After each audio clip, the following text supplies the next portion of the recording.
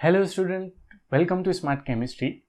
Previous lecture में हमने fructose को देख लिया है, यानी हमने मोनोसैकेराइड को बहुत ही अच्छी तरह से समझ लिया है।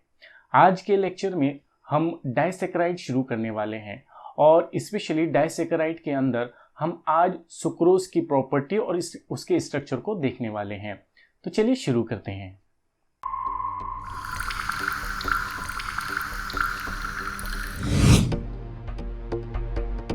देखिए, प्रीवियस लेक्चर में ही मैंने आपको बताया था कि डाइसैकेराइड ऐसे सैकेराइड होते हैं, ऐसे कार्बोहाइड्रेट होते हैं जिनका हाइड्रोलिसिस करने पर वो दो छोटे छोटे मोनोसैकेराइड प्रोवाइड करते हैं। रिपीट कर रहा हूं बात को, डाइसैकेराइड ऐसे कार्बोहाइड्रेट होते हैं जिनका हाइड्रोलिसिस करने पर वो दो छोटे छोटे मोनोसैकेराइड प्रोवाइड करते हैं। जैसे मिसाल के तौर पर अगर आप देखें, मेरे पास एक कंपाउंड है, ये वाला मैं जस्ट रिप्रेजेंट कर रहा हूं, ठीक है। ये ओरिजिनल जो है नहीं है, जस्ट मैं इसको रिप्रेजेंट करके आपको बता रहा हूं। ये मेरे पास एक डाइसैकेराइड है। जब मैं इसका हाइड्रोलिसिस करूंगा तो हाइड्रोलिसिस के नतीजे में क्या होगा, मुझे दो छोटे छोटे मोनोसैकेराइड हासिल होंगे। तो ये वाला जो कार्बोहाइड्रेट है इसे मैं क्या कहूंगा, डाइसैकेराइड कहूंगा। क्यों? क्योंकि जब मैंने इस कार्बोहाइड्रेट का हाइड्रोलिसिस किया तो मुझे दो छोटे छोटे मोनोसैकेराइड हासिल हुए हैं, इसीलिए इस कार्बोहाइड्रेट को मैं क्या कहूंगा, डाइसैकेराइड कहूंगा। ठीक है। तो डाइसैकेराइड ऐसे कार्बोहाइड्रेट होते हैं जिनका हाइड्रोलिसिस करने पर दो छोटे छोटे मोनोसैकेराइड हासिल होते हैं, इन्हें हम डाइसैकेराइड कहते हैं। देखिए, डाइसैकेराइड कोई भी, अगर डाइसैकेराइड हो या पॉलीसैकेराइड हो, उनके अंदर जो मोनोसैकेराइड होते हैं वो एक खास स्पेशल बॉन्ड से जुड़े हुए होते हैं। अगर आप देखें यहाँ तो ये मोनोसैकेराइड और ये मोनोसैकेराइड, डाइसैकेराइड के अंदर ये मोनोसैकेराइड और ये मोनोसैकेराइड जिस बॉन्ड से जुड़े हुए हैं, ये बॉन्ड, ये ईथर लिंकेज होती हैं। कौन सी लिंकेज होती हैं? ईथर लिंकेज होती हैं। और कार्बोहाइड्रेट में इस लिंकेज को, ईथर लिंकेज को ग्लाइकोसाइडिक लिंकेज कहते हैं। कौन सी लिंकेज कहते हैं? ग्लाइकोसाइडिक लिंकेज कहते हैं। यानी डाइसैकेराइड में जो मोनोसैकेराइड एक दूसरे से जुड़े हुए होते हैं, तो वो जिस बंदिश से जुड़े हुए होते हैं, जिस बॉन्ड से वो जुड़े हुए होते हैं, उस बॉन्ड को, उस लिंकेज को हम ग्लाइकोसाइडिक लिंकेज कहते हैं। तो चाहे हम डाइसैकेराइड देखें, चाहे हम पॉलीसैकेराइड देखें, तो जितने भी हम कार्बोहाइड्रेट देखने वाले हैं, उन कार्बोहाइड्रेट के अंदर जब दो मोनोसैकेराइड या दो से ज्यादा मोनोसैकेराइड एक दूसरे से जुड़ेंगे तो उनके दरमियान जो बॉन्ड होगा, उनके बीच में जो बॉन्ड होगा, उसे हम ग्लाइकोसाइडिक बॉन्ड कहेंगे। ये ईथर लिंकेज होती हैं। ठीक है, याद रखना आपने इस बात को कि कार्बोहाइड्रेट के अंदर जो लिंकेज पाई जाती हैं वो कौन सी लिंकेज होती हैं? ग्लाइकोसाइडिक लिंकेज होती हैं। डाइसैकेराइड की जो एग्जाम्पल है, उसकी एग्जाम्पल्स में आता है सुक्रोज, लैक्टोज, माल्टोज वगैरह। लेकिन आज के लेक्चर में हम खास तौर से देखने वाले हैं सुक्रोज को। तो चलिए शुरू करते हैं। देखिए, सुक्रोज एक डाइसैकेराइड है जिसका फार्मूला होता है C12H22O11। क्या फार्मूला होता है सुक्रोज का? C12H22O11। जितने भी डाइसैकेराइड हम देखने वाले हैं, चाहे हम लैक्टोज देखें, चाहे हम माल्टोज देखें, उनका भी फार्मूला यही होगा, C12H22O11। तो सुक्रोज का मॉलिक्यूलर फार्मूला होता है C12H22O11। हमारी आम लाइफ के अंदर जो हम शक्कर इस्तेमाल करते हैं, जो शुगर हम इस्तेमाल करते हैं, यही प्योरली सुक्रोज होता है। जो चाय वगैरह हम मॉर्निंग में पीते हैं, जो भी चीज़ें हम इस्तेमाल करते हैं, उसके अंदर जो शक्कर, जो शुगर हम इस्तेमाल करते हैं, वही प्योरली सुक्रोज होता है। तो सुक्रोज को जो हम हासिल करते हैं, जो उसका जिससे हम इसको ड्राइव करते हैं, वो होता है शुगर केन। जो गन्ना हम खाते हैं, गन्ना इसका एक मेन सोर्स है, सुक्रोज का मेन सोर्स है। तो सबसे मेन जो सोर्स है सुक्रोज का, वो कौन है? गन्ना, यानी शुगर केन। इसीलिए शुगर केन, ठीक है, इसे, ये शुगर है, शुगर के तौर पर हम इसे इस्तेमाल करते हैं, इसीलिए इसको हम सुक्रोज कहते हैं। ठीक है। तो ये जो है हमारी जो टेबल शुगर, जो कॉमन जो हम शक्कर खाते हैं, यही कौन होता है? यही सुक्रोज होती हैं। देखिए, सुक्रोज चूंकि डाइसैकेराइड है, सुक्रोज कौन है? डाइसैकेराइड है। इसका मतलब ये हुआ कि ये दो छोटे छोटे मोनोसैकेराइड से मिलकर बना है। तो इसमें जो दो मोनोसैकेराइड होते हैं, एक मोनोसेकेराइड जो इसके अंदर होता है वो होता है alpha D plus glucose. Previous lecture में हमने देख लिया है। तो अल्फा डी प्लस ग्लूकोज जो होता है ये इसका एक मोनोमर है, और जो दूसरा इसका जो मोनोसेकेराइड है, जो दूसरा मोनोमर है वो है बीटा डी माइनस फ्रुक्टोज। तो अल्फा डी प्लस ग्लूकोज और बीटा डी माइनस फ्रुक्टोज जब आपस में मिल जाएंगे तो जो मॉलिक्यूल तैयार होगा इसे ही हम क्या कहेंगे, सुक्रोज कहेंगे। ठीक है, चलिए अब सुक्रोज के कुछ और प्रॉपर्टी के बारे में जानने की कोशिश करते हैं और देखते हैं कि सुक्रोज की ऑप्टिकल एक्टिविटी कैसी होती है और इसकी स्ट्रक्चर प्रॉपर्टी कौन सी होती है। देखिए, सुक्रोज का मॉलिक्यूलर फार्मूला होता है C12H22O11। ठीक है, जितने भी डाइसैकेराइड हम पढ़ने वाले हैं उनका मॉलिक्यूलर फार्मूला यही है, C12H22O11। सुक्रोज एक डेक्स्ट्रोरोटेटरी शुगर है। सुक्रोज का जो सॉल्यूशन होता है वो प्लेन पोलराइज लाइट को यानी पीपीएल को राइट हैंड साइड में घुमाता है, और जिस एंगल से वो राइट हैंड साइड में पीपीएल को प्लेन पोलराइज लाइट को घुमाता है उसका स्पेसिफिक रोटेशन होता है 66.50। ठीक है, तो सुक्रोज एक डेक्स्ट्रोरोटेटरी शुगर है। ठीक है, अब सुक्रोज चूंकि डाइसैकेराइड है, कैसी है, एक डाइसैकेराइड है, तो जब मैं इसका एसिडिक हाइड्रोलिसिस करता हूं यानी डाइल्यूट सल्फ्यूरिक एसिड या डाइल्यूट हाइड्रोक्लोरिक एसिड के साथ जब मैं इसकी रिएक्शन करवाता हूं, या इन्वर्टेज नाम का जो एंजाइम होता है इसकी मौजूदगी में इसके रिएक्शन करवाता हूं। एंजाइम होता है जो क्या कर सकता है, सुक्रोज को तोड़ सकता है, उस एंजाइम का नाम होता है इन्वर्टेज। ठीक है, तो इन्वर्टेज एंजाइम की मौजूदगी में या एसिड की मौजूदगी में जब मैं इसका हाइड्रोलिसिस करता हूं तो हाइड्रोलिसिस के नतीजे में मुझे दो मोनोसेकेराइड हासिल होते हैं। एक मोनोसेकेराइड जो इसके अंदर हासिल होता है वो होता है D plus glucose, alpha D plus glucose. एक कौन होता है, अल्फा डी प्लस ग्लूकोज, और एक होता है बीटा डी माइनस फ्रुक्टोज। ठीक है, तो जब सुक्रोज का मैं क्या करता हूं, एसिडिक हाइड्रोलिसिस करता हूं या इन्वर्टेज एंजाइम की मौजूदगी में इसकी रिएक्शन करवाता हूं, इसका हाइड्रोलिसिस करता हूं यानी पानी के जरिए से इसको तोड़ता हूं, तो नतीजे में दो मोनोसेकेराइड हासिल होते हैं। एक को मैं कहूंगा अल्फा डी प्लस ग्लूकोज और दूसरे को कहूंगा बीटा डी माइनस फ्रुक्टोज। ठीक है, ये प्रीवियस लेक्चर में हमने देख लिया है कि अल्फा का स्ट्रक्चर किस तरह से होगा और बीटा का स्ट्रक्चर किस तरह से होगा। ये प्रीवियस लेक्चर में ही हमने बहुत ही अच्छी तरह से इसको समझ लिया है। देखिए, अगर आप ये दोनों प्रोडक्ट को देखेंगे, अगर सुक्रोज के दोनों प्रोडक्ट को अगर आप देखोगे तो एक मेरे को हासिल हुआ है ग्लूकोज और एक हासिल हुआ है फ्रुक्टोज। ग्लूकोज जो प्रोडक्ट इसका हासिल हुआ है, ग्लूकोज एक डेक्स्ट्रोरोटेटरी शुगर है। ग्लूकोज कैसी शुगर है, डेक्स्ट्रोरोटेटरी शुगर है, और इसका स्पेसिफिक रोटेशन होता है +52.7, है ना। और जो फ्रुक्टोज मुझे यहां हासिल हुआ है उसका स्पेसिफिक रोटेशन होता है -92.4, क्योंकि ये लिवोरोटेटरी शुगर है ना।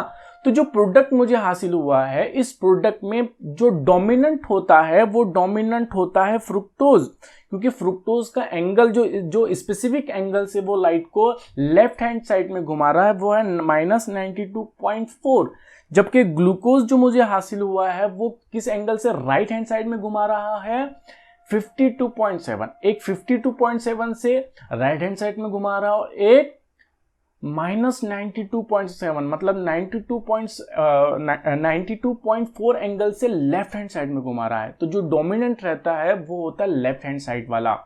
तो जो मुझे प्रोडक्ट हासिल होता है, जो सुक्रोज का जो प्रोडक्ट हासिल होता है वो होता है लिवोरोटेटरी।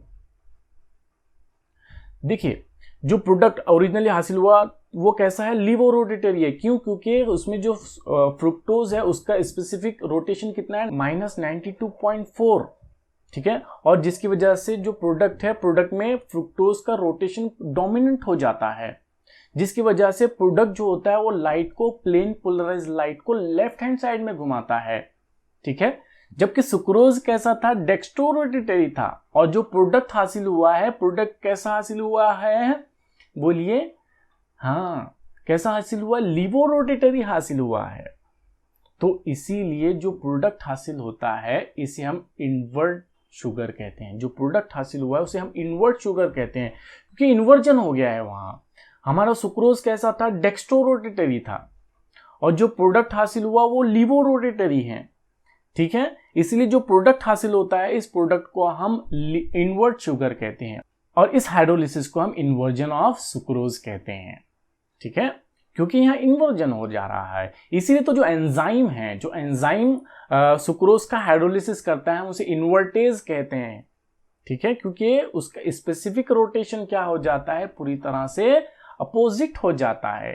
डेक्स्ट्रोरोटेटरी हमारा रिएक्टेंट था, लेकिन जो प्रोडक्ट हासिल हुआ वो कैसा हासिल हुआ है, लीवोरोटेटरी हासिल हुआ है। इन्वर्जन ऑफ कॉन्फ़िगरेशन हो गया है ना। इसीलिए जो हाइड्रोलिसिस है, हम इस हाइड्रोलिसिस को इन्वर्जन ऑफ शुगर कहते हैं, और जो प्रोडक्ट हासिल होता है इसे इन्वर्ट शुगर कहते हैं। बोलो, बात समझ में आ गई है? ठीक है, चलिए अब देखते हैं सुक्रोज के स्ट्रक्चर के बारे में। देखिए, सुक्रोज चूंकि डाइसैकेराइड है, ठीक है, डाइसैकेराइड है, इसका मतलब ये हुआ कि ये दो छोटे छोटे मोनोसैकेराइड से मिलकर बना है। और हमने देख लिया कि जो दो छोटे छोटे मोनोसैकेराइड इसके अंदर होते हैं वो होते हैं अल्फा डी प्लस ग्लूकोज। कौन होता है? अल्फा डी प्लस ग्लूकोज और बीटा डी माइनस फ्रुक्टोज। कौन कौन होता है उसके अंदर? अल्फा डी प्लस ग्लूकोज होता है और बीटा डी माइनस फ्रुक्टोज होता है। अल्फा का मेन जो अल्फा का एनोमेरिक कार्बन होता है, एनोमेरिक कार्बन में OH कहाँ होता है? प्रीवियस लेक्चर में देख लिया कि जो अल्फा एनोमर्स होता है उसका एनोमेरिक कार्बन का OH कहाँ होता है? नीचे की साइड होता है ना। और ये है बीटा डी माइनस फ्रुक्टोज है, मतलब इसका जो एनोमेरिक कार्बन है उसका OH कहाँ होगा? ऊपर की साइड होगा। ठीक है, तो ये दो मोनोमर है। अब क्या होता है, देखिए इसमें से होता ये है कि यहां से OH निकाल लेता हूं और यहां से H निकाल लेता हूं। मतलब मैं क्या कर रहा हूं, H2O यहां से निकाल दिया मैंने। ठीक है, H2O निकाल दिया। अल्फा डी प्लस ग्लूकोज और बीटा डी माइनस फ्रुक्टोज में से क्या कर दिया मैंने, जब दोनों को जोड़ रहा था तो उसमें से क्या निकाल दिया? H2O का मॉलिक्यूल निकाल दिया। अब जब वो आपस में जुड़ जाएंगे तो किस तरह से जुड़ेंगे बताइए? ये स्ट्रक्चर को आपको जैसा का वैसा लिख देना है। ठीक है, ये आपका अल्फा डी प्लस ग्लूकोज का स्ट्रक्चर है, इसे तो आप जैसा का वैसा लिख लोगे। अब आपको तो मालूम ही है कि अल्फा डी प्लस ग्लूकोज जो होता है इसका OH कहाँ होता है? नीचे नीचे, ऊपर नीचे होता है। ठीक है, तो ये हो जाएगा इसका नीचे। ठीक है, फिर कहाँ होता है? नीचे, फिर कहाँ होता है? ऊपर, और फिर नीचे, और यहाँ कौन होता है? CH2OH। प्रीवियस लेक्चर में मैंने आपको बता दिया हूं ये अल्फा डी प्लस ग्लूकोज का स्ट्रक्चर। बाकी सब जगह कौन होगा? H H H H और H होगा। ठीक है, अब ये O के जरिए से किससे जुड़ेगा? फ्रुक्टोज से जुड़ जाएगा। कैसे जुड़ेगा फ्रुक्टोज से? देखिए, ये O के जरिए से इस तरह से फ्रुक्टोज से क्या हो जाएगा? जुड़ जाएगा। मैं फ्रुक्टोज का भी स्ट्रक्चर बना देता हूं। और ये फ्रुक्टोज कौन है? बीटा डी माइनस फ्रुक्टोज है। कौन है ये? बीटा डी माइनस फ्रुक्टोज है। और बीटा डी माइनस फ्रुक्टोज में OH कहाँ होता है? एनोमेरिक कार्बन का OH होता है। तो देखिए यहां से क्या हो गया, यहां से OH निकल गया, यहां से H निकल गया, तो ये O से क्या हो गया, ये आपस में क्या हो गए हैं? जुड़ गए हैं। अब बाकी चीज सब जैसी की वैसी रहेगी। ठीक है, CH2OH नीचे है तो मैं लिख देता हूं CH2OH नीचे की साइड। बाकी सब जैसा कि वैसा आपको लिख देना है CH2OH। यहाँ OH ऊपर है, ठीक है, फिर OH नीचे है, बाकी सब जगह H H H और यहाँ CH2OH। अब ये जो आपको मॉलिक्यूल हासिल हुआ है यही मॉलिक्यूल है आपका सुक्रोज का। अगर आप देखेंगे तो यहां ग्लूकोज के पहले नंबर का कार्बन का OH जो है इस्तेमाल किए हमने, और फ्रुक्टोज के दूसरे नंबर का कार्बन, मैंने आपको बताया था ये जो एनोमेरिक कार्बन फ्रुक्टोज में होता है वो कौन सा होता है? दूसरा नंबर का कार्बन होता है। यानी ग्लूकोज का पहले नंबर का कार्बन यानी C1 कार्बन और फ्रुक्टोज का C2 कार्बन यानी दूसरे नंबर का कार्बन का OH क्या हुआ? दोनों के अंदर से वाटर का मॉलिक्यूल निकल गया और दोनों जो है किस बॉन्ड से जुड़ गए? ईथर लिंकेज से जुड़ गए हैं। ठीक है, तो ग्लूकोज का पहले नंबर का कार्बन और फ्रुक्टोज का दूसरे नंबर का कार्बन का OH आपस में क्या होगे, रिएक्शन करेंगे, वहां से वाटर का मॉलिक्यूल निकल जाएगा और जो लिंकेज वहां तैयार होगी उस लिंकेज को हम कहेंगे ग्लाइकोसाइडिक लिंकेज। बोलो बात समझ में आई है? ठीक है, अब मैं आपको बता रहा हूं कि इसके स्ट्रक्चर को किस तरह से आप याद करोगे। ठीक है, चलिए अब ये देखते हैं कि सुक्रोज के स्ट्रक्चर को किस तरह से ड्रॉ किया जाता है। अगर आपको क्वेश्चन पूछ लिया जाए कि सुक्रोज के स्ट्रक्चर को ड्रॉ करें तो आप किस तरह से सुक्रोज के स्ट्रक्चर को ड्रॉ करोगे। देखिए, सबसे पहले आप जो है अल्फा डी प्लस ग्लूकोज के स्ट्रक्चर को ड्रॉ करोगे और आपको याद है अल्फा डी प्लस ग्लूकोज का जो OH होता है उसके अंदर OH कहाँ कहाँ होते हैं, नीचे नीचे ऊपर नीचे होते हैं। तो चलिए सबसे पहले हम ड्रॉ कर लेते हैं अल्फा डी प्लस ग्लूकोज का स्ट्रक्चर।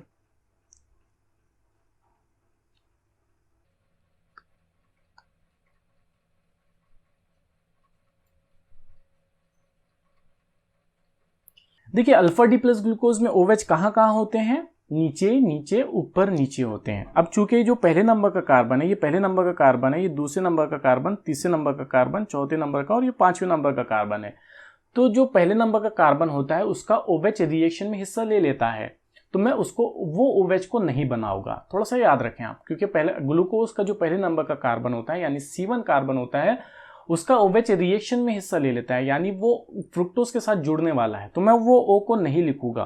ठीक है, अब कहाँ कहाँ होते हैं, नीचे, फिर दूसरे नंबर का कार्बन का OH होता है नीचे, फिर होता है ऊपर और फिर होता है नीचे, और यहाँ कौन होता है, CH2OH होता है। और बाकी सब जगह क्या होते हैं, H H H H और H होते हैं। ठीक है, इस तरह से आप सबसे पहले क्या करोगे, अल्फा डी प्लस ग्लूकोज का स्ट्रक्चर बना लोगे। अब उसके बाद बनाओगे आप बीटा डी माइनस फ्रुक्टोज का स्ट्रक्चर। देखिए, बीटा डी माइनस फ्रुक्टोज जो होता है उसका स्ट्रक्चर इस तरह से है जो हमने पहले पढ़ा है। बीटा डी माइनस फ्रुक्टोज का जो दूसरे नंबर का कार्बन होता है, यानी ये वाला जो कार्बन होता है, मैं नंबरिंग करके बता देता हूं, ये आपका पहले नंबर का कार्बन, ये दूसरे नंबर का कार्बन है, ये तीसरे नंबर का कार्बन है, ये चौथे नंबर का और ये पांचवें नंबर का कार्बन है। ठीक है, तो जो दूसरे नंबर का कार्बन होता है उसका OH कहाँ होता है, ऊपर के साइड होता है। अब जब मैं रिएक्शन करवा रहा हूं, जो देखो जब हम उसका स्ट्रक्चर ड्रॉ करेंगे, जब हम सुक्रोज के अंदर बीटा डी माइनस फ्रुक्टोज का स्ट्रक्चर ड्रॉ करेंगे तो हम फ्रुक्टोज के स्ट्रक्चर को बीटा डी माइनस फ्रुक्टोज के स्ट्रक्चर को फ्लिप कर देंगे। तो देखिए, थोड़ा सा बातों को समझिए, ये जो O है और ये जो C है और इसका जो OH है, थोड़ा सा बातों को समझ लें आप, ये O C और ये इसका OH। अब बातों को समझें, ये मेरा O है, ये C है और ये उसका OH। O से कौन जुड़ा हुआ है, C जुड़ा हुआ है, और उस C से कौन जुड़ा हुआ है, OH जुड़ा हुआ है, जो कहाँ है, ऊपर है। जब मैं इस बीटा डी माइनस फ्रुक्टोज के स्ट्रक्चर को फ्लिप करता हूं, क्या करता हूं, इसको फ्लिप करता हूं, तो जब मैं फ्लिप करूंगा तो O तो उसकी पोजीशन पर जैसा कि वैसा ही रहेगा, फ्लिप हो जाएगा लेकिन उसकी पोजीशन पर जैसा कि वैसा ही रहेगा। लेकिन जो राइट हैंड साइड वाली जो चीजें हैं, जो मेरे राइट हैंड साइड में, वो कहाँ आ जाएगी, लेफ्ट हैंड साइड में आ जाएगी। देखो, जब मैं फ्लिप कर रहा हूं तो जो राइट हैंड साइड में चीजें हैं वो कहाँ आ गई हैं, लेफ्ट हैंड साइड में। तो मतलब जो कार्बन मेरा राइट हैंड साइड में था वो कहाँ आ जाएगा, लेफ्ट हैंड साइड में आ जाएगा, और जो लेफ्ट हैंड साइड में जो कार्बन था वो कहाँ आ जाएगा, राइट हैंड साइड में आ जाएगा। ठीक है, फ्लिप करने की वजह से। और साथ ही साथ क्या होगा, जो OH ऊपर साइड था, जब मैंने उसको फ्लिप किया तो वो OH कहाँ आ जाएगा, नीचे की साइड आ जाएगा। ठीक है, तो राइट हैंड साइड वाली चीजें कहाँ आ जाती हैं, लेफ्ट हैंड साइड में आ जाती हैं, और जो ऊपर होते हैं वो कहाँ आ जाते हैं, नीचे के साइड आ जाते हैं। ये फ्लिप का जो है एक रूल है, वो आपको याद रखना है। तो देखिए, ये जो स्ट्रक्चर आपको फ्रुक्टोज का जो स्ट्रक्चर आपको नजर आ रहा है, इस स्ट्रक्चर को मैं क्या करने वाला हूँ, फ्लिप करने वाला हूँ। तो फ्लिप करूंगा तो O तो उसकी पोजीशन पर जैसा का वैसा ही रहेगा। चलिए स्ट्रक्चर ड्रॉ कर लेते हैं, तो O तो उसकी पोजीशन पर जैसा का वैसा ही रहेगा। ठीक है, स्ट्रक्चर ड्रॉ किया, इसके अंदर वर्टिकल लाइंस को खींच लेता हूं। अब देखिए, मैंने चूंकि फ्लिप कर दिया हूं, ठीक है, फ्रुक्टोज के स्ट्रक्चर को क्या कर दिया हूं, फ्लिप कर दिया हूं। इसका मतलब ये हुआ कि ये जो OH इसके राइट हैंड साइड में था, इस तरफ जो OH था, अब वो इस तरफ आ गया है।